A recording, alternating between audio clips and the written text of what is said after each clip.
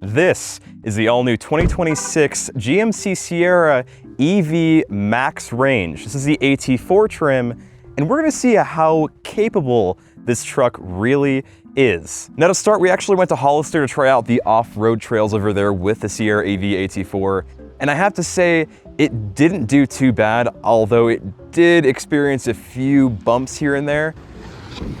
But overall, it did a very solid job at being what it's supposed to be, an off-road all-terrain vehicle, although I would still pick the Hummer if you're looking for a true all-terrain vehicle. Now that that's out of the way, let's talk about the actual specs of the Sierra EV. We've got a very, very massive frunk up here that for some reason I can't open without the key fob, so please hold. Now that we've got the key fob, we can actually see how big this frunk is. Now, for a standard EV, especially for a GM vehicle, this really isn't too bad, especially considering, you know, the Cadillacs and Chevys of the world where frunks just don't exist. But for this thing, they definitely do. We have plenty of room for your charging cable for a small carry-on or two, really just enough to get around. So I'm glad they at least thought of that when making this truck. Now that we've got the frunk out of the way, which might I add, it is very, very nice that this thing is fully automatic. I mean, if we can see, very, very convenient for those that literally don't want to move a single muscle when controlling their massive AT4 pickup truck. Now heading to the back of the Sierra pickup truck, we have our famous split tailgate, which turns into a step ladder. Very, very cool. It's been around for a while, but it's still always neat to see something like this just happen. Ooh.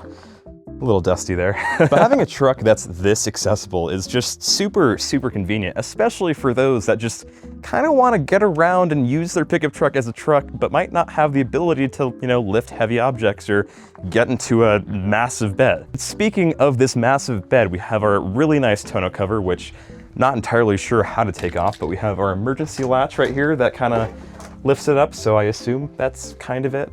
And back here we also have two 120 outlets as well as a 240 volt, which means you can technically charge another electric car off of this thing, which is pretty neat. And one final thing about the bed of the Sierra EV is, just like its brother, the Silverado EV, it actually has a split midgate. So you can actually open that midgate open and kind of have full access from the cabin to your truck bed, which is very, very convenient. It's something that was available back in the day with the Avalanche, if you guys remember that car. And I'm really glad to see that they've brought that back for this generation of EV trucks. Now that we've got the truck bed out of the way, let's go ahead and see what else is up with the Sierra EV. Right here we have our CCS1 adapter charging up to 350 kilowatts, which is genuinely insane comparing it to literally any other EV that isn't made by GM. And crazy enough, this max range actually gets roughly 450 miles of range out of a single charge. Some say 475, but the numbers are kind of skewed here and there based off of, you know, different variables and such. It's really just kind of more so inconsistent, but 450 miles of range at the least is very, very impressive for something that weighs nearly 4.5 tons. And unlike the Denali trim, we actually have recovery hooks on the front of the AT4, which is kind of nice to see, especially considering how sketchy this thing can get, being how heavy it is. We ran into a few instances where we thought we were gonna get stuck. Thankfully we didn't, but it's definitely a possibility, and having the option of being able to be recovered from the front is very convenient for a pickup truck like this. Now, I think we should talk about the power output that this thing has. This thing has 725 horsepower with up to 12,300 pounds of max towing capacity. That's pretty damn good for something like this, especially comparing it to the Cybertruck and the Ford Lightning. This thing kind of smokes both of them. Now, while we're on the topic of performance, let's talk about the rims. This thing has 18-inch rims all across. We have 285-75 tires in this thing. Very, very chunky tires for this massive vehicle. But there is one caveat. This AT4 trim does not have air suspension. That's right, this thing does not use air suspension for almost 100 grand, which is a little insane, but I kind of understand it for cost-cutting measures, but at the same time, a Hummer EV's like maybe 10 grand more, and you get so many more features out of that thing. I could go on about that truck, but that's not what we're talking about. We're talking about this thing. The Denali does have air suspension. This thing does not. So expect a bit of a rockier ride, especially when off-roading with this thing. And I almost forgot to mention, while we're on the tires and suspension, we also have rear wheel steering, which means this thing has CrabWalk mode, just like the Hummer EV and the higher trims of the GMC Sierra, and the RST trim of the Silverado. This thing has full-on CrabWalk, which means you can go and confuse everybody that's around you because your truck is moving sideways somehow. I will say having rear wheel steering, especially while off-roading, is super convenient, especially while going around tight corners, because it can get kind of sketchy, but having a tight turning radius really fixes a lot of the struggles of going off-road in one of these big vehicles. Now that we're done with the performance side of the truck, let's talk about the aesthetics, because I don't think many people have talked about it, but EV trucks have a very unique look to them. They are kind of more flowy, they're kind of less boxy and squared and rugged and tough, which I'm not the biggest fan of. I do kind of prefer the look of the previous gen Sierra, you know, the gas variant, but it doesn't look bad. I mean, it's got a really nice front end, it's got a really nice rear end, and you know what? Let me show you guys what it looks like lit up, because this thing looks really, really nice. So at the front fascia, we have this really nice GMC lit badge, which looks pretty nice. We also have a surround LED that goes all along the entire front fascia as well as these really nice DRLs, some side markers. It just looks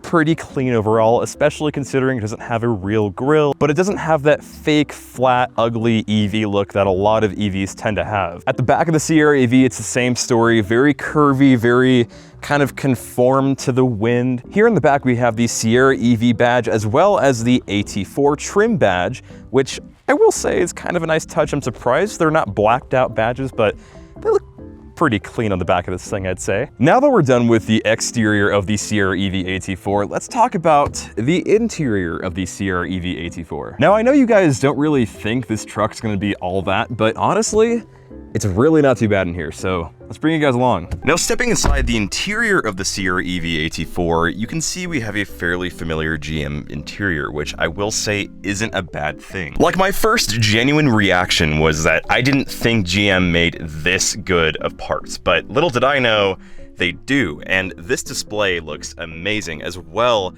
as the driver display. Now, this truck is of course equipped with Super Cruise, so you have the Super Cruise bar as well as your Super Cruise controls right here. And this truck has a special feature called Max Power Mode, where if you go to drive modes here and you press this button right here, you get a really nice effect, as well as a significant power increase, increasing the 0 to 60 to 4.4 seconds, which is genuinely insane in a truck like this. But that's besides the point. The infotainment system is extremely fluid, and honestly, I haven't had any issues with it at all. You've also, of course, got your 360 camera, which has come insanely clutch, especially on off-roading trips. Now, outside of that, we have our wireless phone charger down here, which I will say does get quite a bit warm, so be courteous of that. We've also got quite a lot of storage underneath the wireless phone charger down here next to our cubby. Plenty of storage for things. We've also got 2 USB-C ports right here, as well as plenty of center console storage. And yes, this truck can charge at Tesla superchargers with the NACS adapter. And you have your digital rear view mirror, which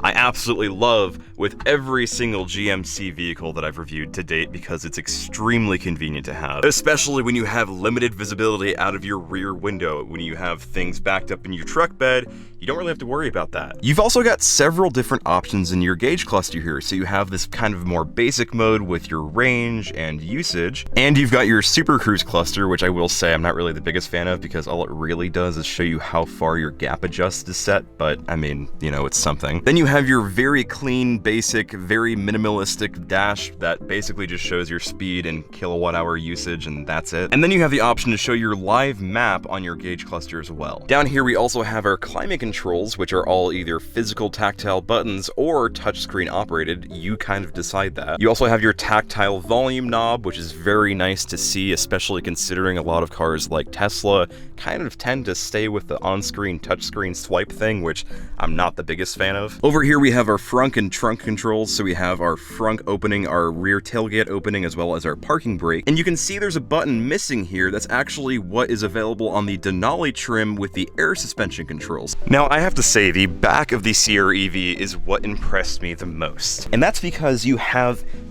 basically infinite room back here. Overall, the headroom is very, very nice in this truck, as well as the leg room. Like, I have my front seat in my standard seating position, and I have plenty of room. My knees are not hitting the back of this seat anytime soon. Now, back here, we also have our 2 cup holders, as well as our 2 heated seat controls. So if you're sitting in the middle seat, unfortunately, you do not get a heated function. We've also got our 2 vents, as well as 2 USB-C ports and a 120-volt outlet. And overall, it's very basic in here. We have our grab handle right here to get in and out with, and the sunroof, of course, that kind of reaches back here, as well as our lights. Honestly, it's really not too bad, and we've got 2 basic GM cup holders. Very nice to see. Now, if we lift the left bench up, we can see we have our Bose subwoofer, but if we do it on the other side, we actually have some hidden storage, which isn't really that big, but it's nice to have if you want to throw some miscellaneous tools back here or something. You can also see back here we have our window latches for the rear window, which kind of helps you get rid of that rear window and the rear midgate as well to get that pass through into the bed, which is really nice to have. But the real question is, would I recommend you buy the Sierra EV AT4 Max Range?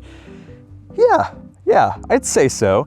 I think just for the range by itself, getting over 450 miles on a single charge, that alone would sell me on this thing entirely. Not only can this thing go off-road, but it can go on-road pretty damn far. So I think my answer's clear. I would even choose this thing over the Trail Boss Silverado purely over the infotainment system itself. But even comparing the infotainment system on both the Silverado EV and the Sierra EV and even the Ford Lightning, I think this infotainment system just works significantly better. It's a lot more clean, it's a lot more intuitive, and the truck itself is just pretty badass. It's pretty nice looking, and the amount of bad I can say about this truck is very minimal. So final thoughts are, if you're looking at picking this truck up for just under 100 grand, I wouldn't do it. But if you can pick this thing up used for around 60 or 70, absolutely. Definitely a buy. With the tow capacity, with the range, with the looks, with it being a literal backup generator for your house, this thing's a no-brainer. Anyway, thank you guys for watching. Don't forget to like, subscribe, and comment if you guys want to see more videos like this. And if you guys subscribe, you might see some unreleased footage of this thing off-roading in the Hollister Hills. Anyway, I'll see you guys later. Peace out.